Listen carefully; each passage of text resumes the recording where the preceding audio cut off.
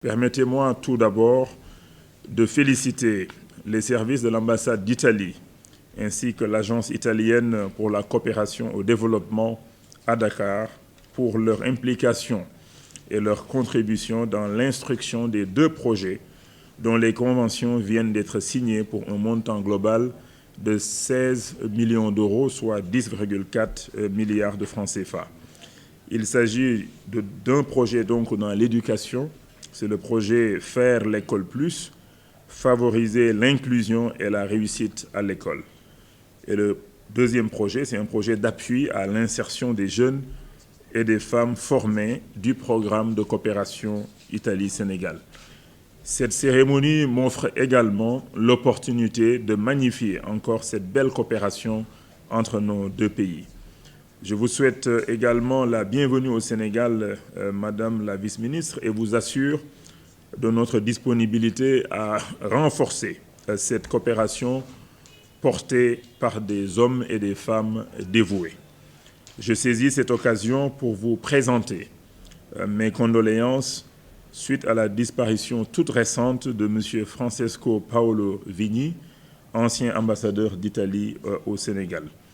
Un homme de valeur qui a toujours œuvré pour le développement de la coopération entre l'Italie et le Sénégal. Madame la vice-ministre, nous venons de procéder à la signature des conventions de financement relatives aux projets subventionnés. Le premier, c'est Faire l'école plus, favoriser l'inclusion et la réussite à l'école, qui vise à renforcer l'offre d'éducation inclusive au Sénégal en améliorant l'accès aux services éducatifs, en consolidant les capacités de pilotage du système et en redynamisant l'appui pédagogique fourni aux enseignants, aux écoles et à la communauté éducative. Il s'agit d'un crédit très concessionnel de 10 millions d'euros, soit 6,6 milliards de francs CFA. Quant au projet d'appui à l'insertion des jeunes et des femmes, son objectif est de faciliter l'emploi des jeunes et des femmes au sein des micro, petites et moyennes entreprises sénégalaises qui bénéficieront d'un accompagnement technique et d'un renforcement de capacité. Ce projet porte sur un don de 6 millions d'euros, soit 3,9 milliards de francs CFA. Au Sénégal, le développement du capital humain est au cœur de la vision de M. le Président de la République, son Excellence Macky Sall, pour l'émergence d'ici 2035. Il est un des 3 axes stratégiques du plan Sénégal émergent. Le Sénégal ambitionne en effet de réaliser une croissance forte, inclusive et durable à travers un capital humain de qualité pour consolider la transformation structurelle de l'économie et répondre aux aspirations des populations à un mieux-être. L'atteinte de cet objectif passe, entre autres, par la levée des défis relatifs au développement du capital humain. C'est pour cela que notre pays ne cesse d'investir dans l'éducation et la formation professionnelle. En tout, c'est pratiquement 20 à 25% du budget du Sénégal qui va dans l'éducation nationale, la formation professionnelle et l'enseignement supérieur.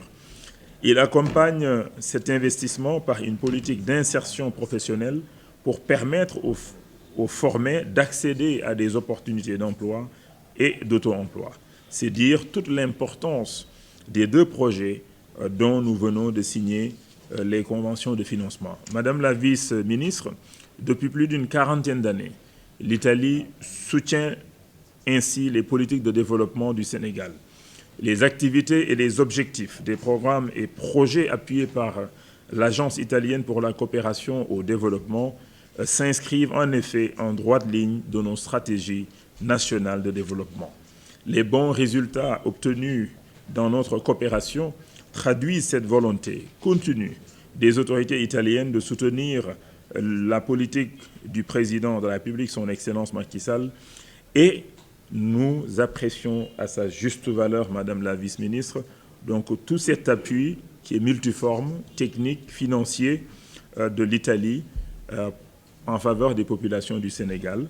Nous appelons également les entreprises italiennes ici présentes, représentées ici, vraiment à explorer les opportunités d'investissement dans notre pays, dans tous les domaines, que ce soit dans l'agriculture, que ce soit dans l'agro-industrie, que ce soit dans les services accordés à l'État, services fournis à l'État, mais services également fournis au secteur privé, donc aux Sénégalais. Je me réjouis de voir qu'au niveau de votre ministère, vous avez une direction qui est chargée donc de soutenir les entreprises italiennes à l'étranger.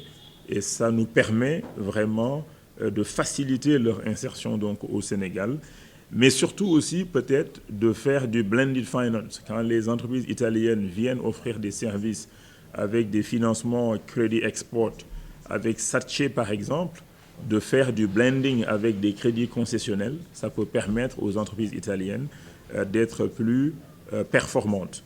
Et c'est pourquoi d'ailleurs nous appelons l'Italie à nous aider à faire des réformes au niveau de l'OCDE pour changer un peu les règles de l'OCDE pour que les agences de crédit export puissent faire des prêts sur de plus longues durées et en réduisant également les primes de risque. Ça va rendre aussi votre offre plus compétitive.